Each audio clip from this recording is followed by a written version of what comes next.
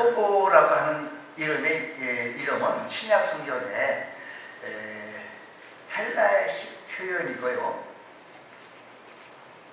히브리식 표현하게 되었으면 야고보 하게 되었으면 야곱이라고 하는 인물을 여러분 기억하게 되어질 것입니다. 즉 야고보의 히브리식 표기는 야곱이라는 얘기죠. 그 야고보라고 하는 이름은 신구약 성경에 참 많이 나오는 이름이다 라는 겁니다.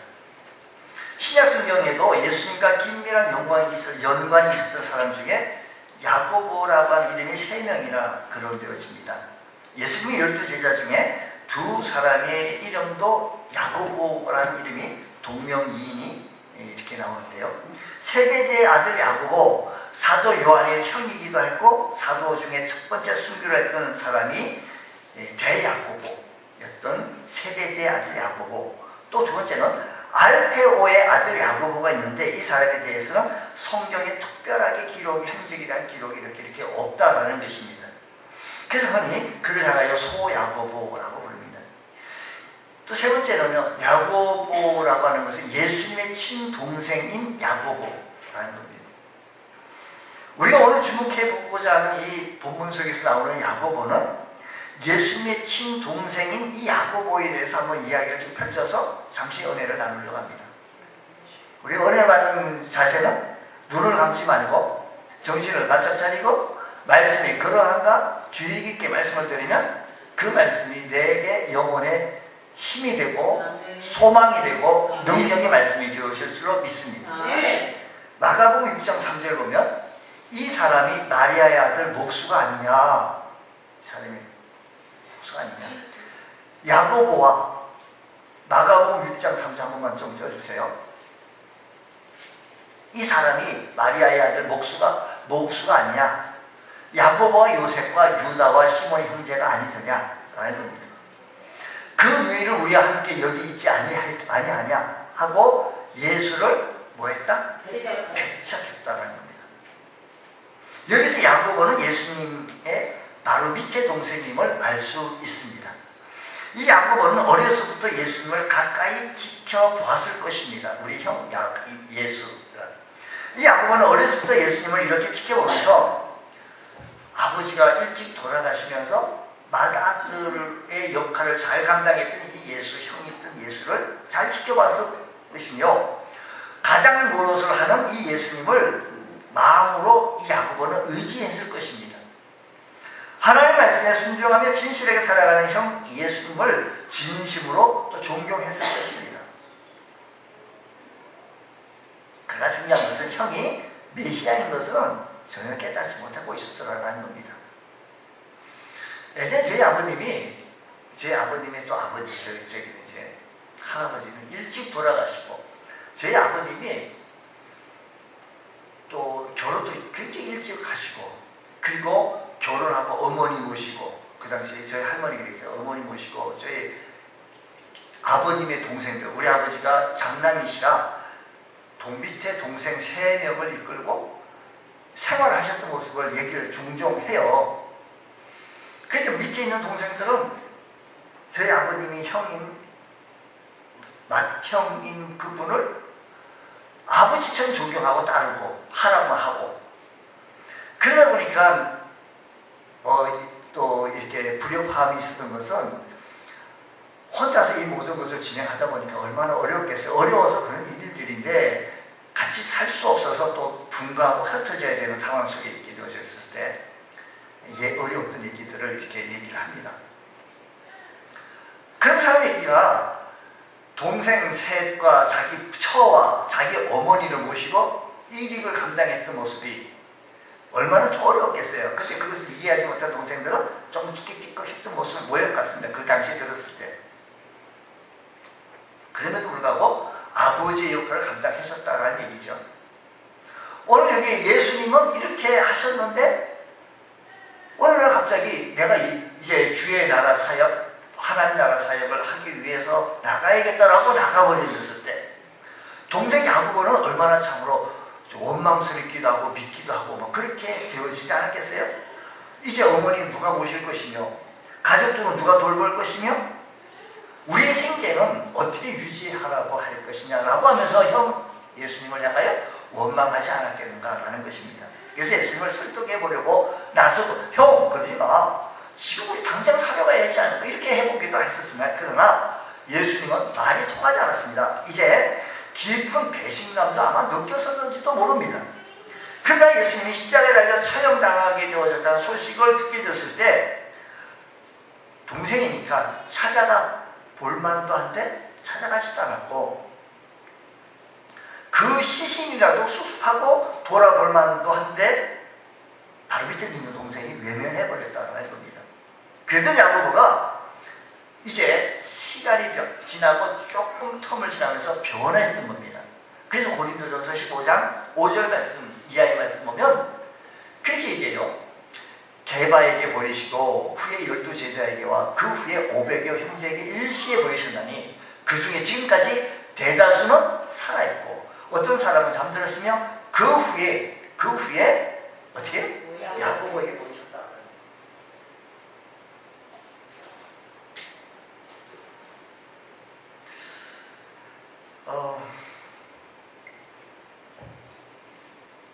야고보가 부활하신 예수님을 만났다는 것인데 이 만남이 보이셨으니까 오늘 지금 고린도전서 15장이 무슨 장? 아니 고린도전서 13장이 사랑의 장이고 15장은 우리는 부활장이라고 얘기해요. 이게 부활하신 주님을 야고보가 만나게 되어진 거예요. 예수님을 부활하신 예수님을 만난 다음에 그가 변했다는 겁니다. 바뀌어졌다라는 얘기입니다. 앞에 야고보의 얘기를 정말 충분히 말씀드려서 우리 정신 바짝 차려서 말씀을 드렸으니 우리 고개 오해 빼지 말고요. 주님 말씀드릴 때예요. 오해 보이는요. 제가 길게 하지 않습니다.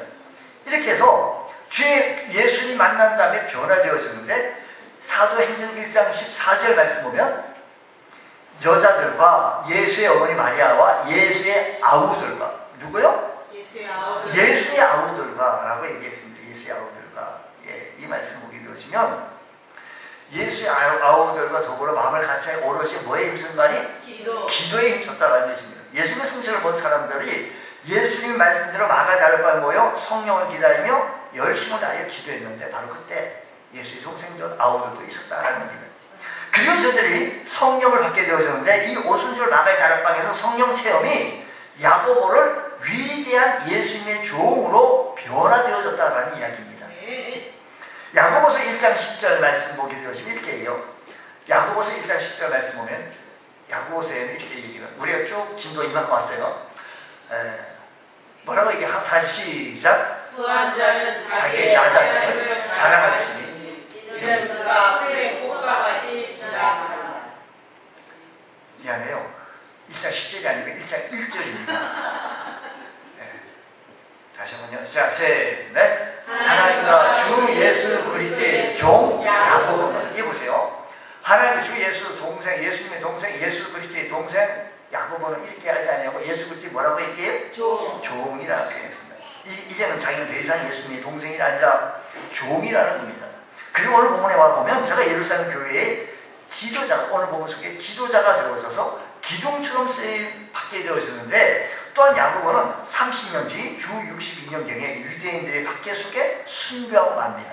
이것은요 야고보가요 앞에는 그렇게 변하지 않았어요. 얼마나 원망했겠어요. 우리 식구들 어떻게 생기를 책임지지 않고 그렇게 가버렸던 예수 형을 원망했던 모습 아니었겠습니까? 그런데 부활하신 주님을 만난 다음에 부활하신 주님을 만난 후에 야고보는 변화되는데 이렇게 변합니다. 동생이 아니고 종으로 변화되어요. 그렇습니다. 야고보는 예수님의 동생이었습니다. 예수님을 혈연관계 속에서 형님으로 알고 살았는데 그러던 그가 이제는 예수 그리스도의 종이라고 합니다. 예수님을 믿음의 관계 속에서 주님으로 믿고 따르게 되어졌다 이 말씀입니다. 주님으로 섬기며 충성을 다하게 되어졌다 이 말씀인 것입니다. 야고보는 부활하신 예수를 만난 뒤에 이렇게 변화되어졌으니 사랑하는 여러분, 오늘 이 시간에 부활하신 주님을 만난 우리 여러분들은 우리의 삶에 이렇게 변화되어진 은혜가 있기를 주의로 축복합니다. 미국 탈고신학과 학장인 마이클 윌키슨 박사가 그분의 형상대로라는 그의 책에 보면 이런 얘기 자기 고백을 해요. 자기가 어릴 때 청소년때 도둑질하는 나쁜 버릇을 가지고 있었다는 겁니다. 그래서 내 눈에 보이는 건 좋은 것을 가지고 싶어서 먹고 싶어서 훔쳤다라는 겁니다. 한 번은 사탕한 뭔지를 설정하다가 붙잡혀서 경찰에 넘겨졌고 경찰관 앞에 다시는 도둑질하지 않겠다라고 하는 맹세한 뒤에 그 뒤에 나는 도둑질을 하지 않습니다. 왜? 그 결과가 두렵기 때문이라는 거죠. 그러나 도망만 칠 수 있다면 여전히 그림에 불과 다른 사람의 물건을 훔치고 싶은 마음은 불뚝 같았다는 것입니다. 좀 더 나이가 들자 내가 쓴 비용을 다른 보고서에 업을 해서 그래서 위조 작성하여서 회사 용품을 개인 용도로 사용하기도 했고 회사 돈을 자기 돈으로 사용하게 되어졌다. 나는 밖으로는 변화되어졌지만 내적으로는 오랫동안 여전히 도둑이었다라고 고백을 합니다. 잠재된 내적 변화가 있지 않았던 그에게 성경을 읽고 하나님께서 중시하는 이 가치, 하나님께서 중요한 성경적인 가치가 내 안에 들어오게 되어지자 이제는 다른 사람이 가지고 있는 소유도 소중히 여기게 되어지고 귀중히 여기게 되어지고 또한 하나님 나를 위해 쓸 것을 공급해 주실 것이며 내가 원했던 것들이 결국 만족하지 못한다 할지라도 하나님이 나를 채워주실 것으로 알고 그부터 이제 이기주의 욕망을 위하여 다른 사람의 물건을 훔치는 대신 다른 사람을 도와주고 싶은 마음이 들었다라고 고백을 합니다. 마음이 변화되자 행동도 바뀌게 되어지고 마음이 예수님 만난 다음에 마음이 바뀌게 되자 행동만 바뀌어지는 것이 아니라 가치관도 바뀌게 되어지고 움직이게 되어졌다는 것입니다. 오늘 주님 만난 야고보, 예수님 진정을 만났던 야고보, 오늘 우리들 야고보처럼 야고보가 주님 예수님을 그렇게 만났더니 변화되어져서 주님 앞에 귀하게 쓰여받았던 것처럼 사랑하는 성도 여러분, 오늘 우리가 부활하신 주님을 만났다면 아직까지 내 속에 있는 타락한 본성이 자꾸 나타나지고 있는 것보다 주님을 섬기는 가치관으로 바뀌어지는 은혜가 변화되어지는 은혜가 있기를 주의로 축복합니다. 오늘 부분에 보게 되어지는 최초의 기독교 회의가 일어납니다. 이방교회의 대표인 바울과 바나바가 어머니 교회인 예루살렘 교회를 찾아오게 되어진 것이죠. 이방인 전도에 관한 문제를 논의하기 위해서 회의가 열려졌는데 이 회의의 의장이 바로 야고보입니다. 당시 초대교회 최고 지도자였던 베드로가 계셨는데 그는 영적 지도자며 상징적인 위치에 있었던 것이 보입니다. 그렇지만 실제 초대교회를 이끌었던 사람이 바로 야고보였습니다. 그래서 갈라디아서 2장 29절 말씀 보면 이런 얘기가 있어요. 또 기둥같이 여기는 야고보와 게바와 야고보, 뭐같이 여기는? 기둥같이 여기는. 바울이 예루살렘 교회를 방문해 보니까 야고보가 기둥처럼 든든하게 교회를 이끌고 나가고 있었더라는 얘기입니다. 야고보가 예수님의 12제자는 아니었지만 초대교회에 이렇게 기둥 같은 지도력 있는 인물로 발탁될 수 있던 것은 아마도 야고보에게는 기도의 사람이었기 때문입니다. 기도가 있었기 때문이라는 것입니다. 초대교회 역사를 기록해보면 기록했던 문을 보면 야고보를 향하여 낙타의 무릎이다 라고 말합니다.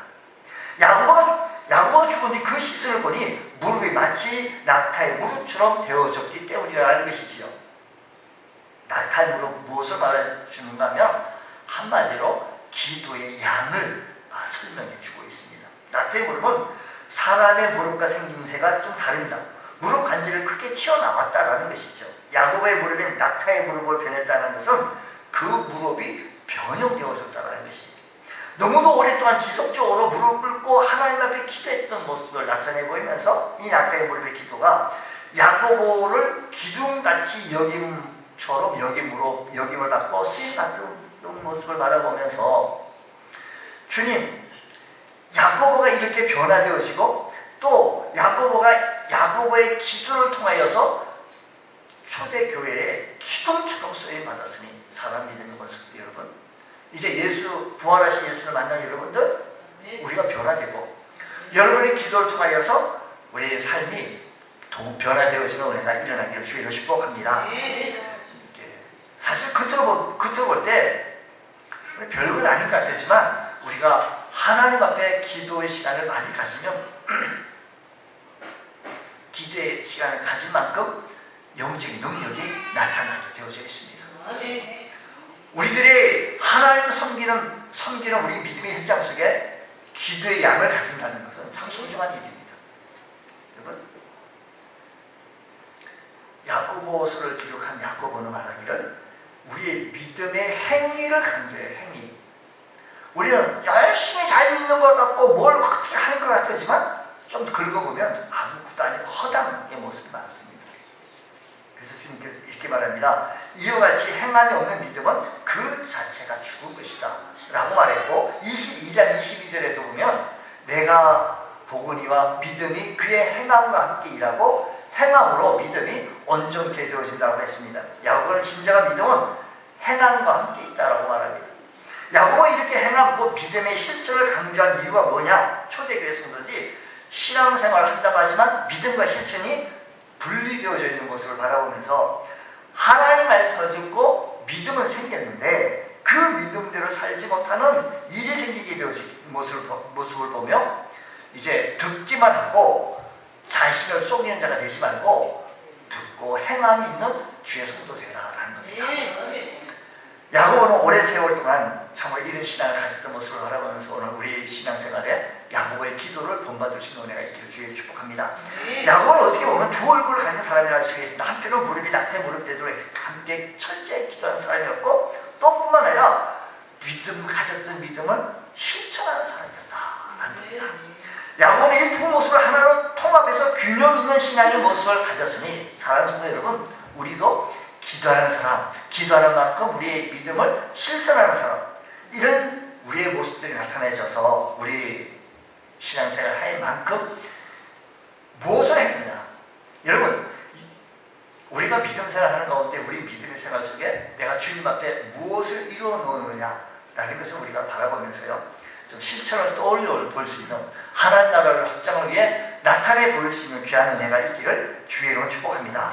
오늘 우리들의 삶에 우리들의 모습들이 아름답게 장식되어질 수 있는 은혜가 있기를 주의 이름으로 축원합니다. 기도하겠습니다. 하나님 아버지 감사합니다. 저희들이 큰 은혜 베풀어 주시고 성령으로 충만케 채워지게 해주셔서 말씀의 충만함을 덧입을 수 있는 귀한 주의 은혜가 있게 하여 주옵소서.